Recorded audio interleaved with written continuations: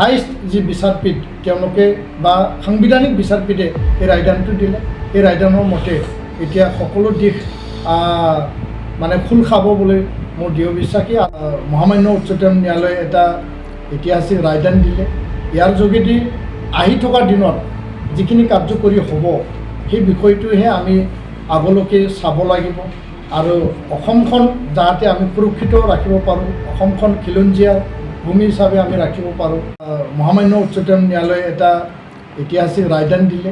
ইয়াৰ যোগেদি আহি থকা দিনত যিখিনি কাৰ্যকৰী হ'ব সেই বিষয়টোহে আমি আগলৈকে চাব লাগিব আৰু অসমখন যাতে আমি সুৰক্ষিত ৰাখিব পাৰোঁ, অসমখন খিলঞ্জীয়া ভূমি হিচাপে আমি ৰাখিব পাৰোঁ, সেই দিশটো আমি সকলোৱে মানে চালি জাৰি চাই পেলাই অসমৰ সদায় শান্তি প্ৰগতি আৰু সুৰক্ষিত ভৱিষ্যতটো আমি চাই পেলাই আগুৱাই নিব লাগিব। এই ক্ষেত্ৰত যদিও 1951, 1971 চলি আছিল, উচ্চতম ন্যায়ালয়ে যি ৰায়দান দিলে সেই ৰায়দানক মানি পেলাই সকলোৱে আগবাঢ়ি যাব লাগিব। কাৰণ দেশৰ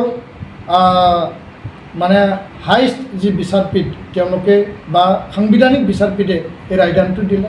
এই ৰায়দানৰ মতে এতিয়া সকলো দিশ মানে খোল খাব বুলি মোৰ দৃঢ় বিশ্বাসী আৰু আগন্তুক দিনত অসম চুক্তি ৰূপায়ণৰ ক্ষেত্ৰত সদৌ অসম ছাত্ৰ সন্থা আৰু অসম চৰকাৰে সকলো জাতি জনগোষ্ঠী আৰু জাতীয় দল সংগঠন ছাত্ৰ সংগঠনক বিশ্বাসত লৈ আলোচনাৰ মাজেদি যাতে আগবাঢ়ে, তাত যাতে কোনো মানে তেনেকুৱা বাদ বিবাদ বা তেনেকুৱা সমস্যা কাৰোবাৰ সুৰক্ষিত ভৱিষ্যত কাৰোবাৰ অসুৰক্ষিত ভৱিষ্যত হৈ নাথাকে, তাৰ কাৰণেহে মই সকলো পক্ষকে আহ্বান জনাইছোঁ। ধন্যবাদ।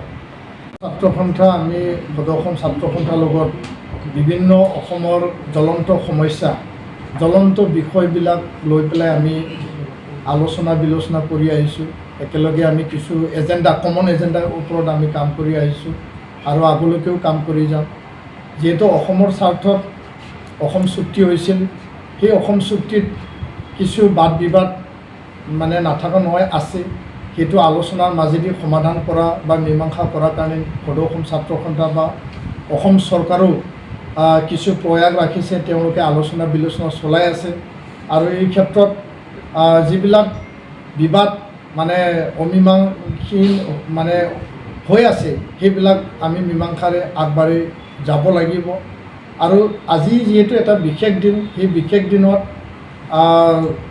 মহামান্য উচ্চতম ন্যায়ালয়ে নাগৰিকত্ব যি মানে এটা যি ব্যৱস্থা বা অসম চুক্তি আধাৰত চিটিজেনশ্বিপ যি এটা প্ৰদানৰ বা চিটিজেনশ্বিপৰ যি এটা ভিত্তিবৰ্ষ হিচাপে তাত উচ্চতম ন্যায়ালয়ত যি এটা কেছ চলি আছিল, ইয়াৰ ৰায়দান 5জনীয়া বিচাৰপীঠ মহামান্য উচ্চতম ন্যায়ালয়ৰ যি মুখ্য যি ন্যায়াধীশ আছে তেওঁৰ 5জনীয়া যি বেঞ্চে আজি ৰায়দান প্ৰদান কৰিছে। এইটো এটা ঐতিহাসিক ৰায়দান আৰু যিহেতু অসম চুক্তি 1971টো ভিত্তিবৰ্ষ হিচাপে তেওঁলোকে চুক্তিত উল্লেখ কৰিছে, সেই উল্লেখ কৰা যি ভিত্তিবৰ্ষকে আজি মহামান্য উচ্চতম ন্যায়ালয়ে ৰায়দান প্ৰদান কৰিছে। কিন্তু চুক্তিৰ এটা ন্যায্যতা প্ৰদান কৰা বুলি আমি মানে ক'ব পাৰোঁ।